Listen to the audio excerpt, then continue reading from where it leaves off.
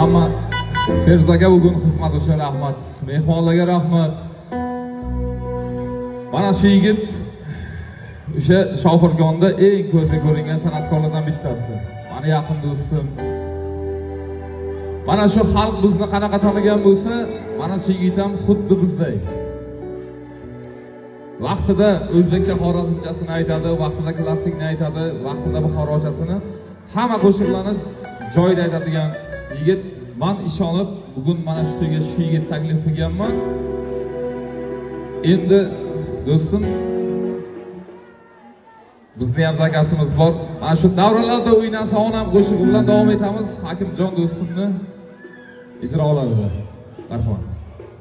Assalomu alaykum aziz davralar, aziz davra qatnashchilar. Mana yaxshi kun bahonasida Baxt saroyi tadbirlar majmuasida yig'ilish qilganimizdan bag'oyat xursandmiz. Bu to'yning asosiy sababchilari ikkala yosh qalbi quyosh nigoh kechalariga shu fursatdan foydalanib o'zim nomimdan, oila a'zolarimiz nomidan, Qo'rg'onlik Shofirkonlik san'atkorlar nomidan baxt tilaymiz, omad tilaymiz.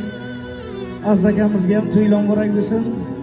Yaqinda Xursandullo akam Ariza Nova kanalidan o'zlarining maktub qo'shiqlarini ilk bor ekranga taqdim qildi. Omad aka, undan keyingi ishlarga Xudo xohlasa ijodlar davom etsin.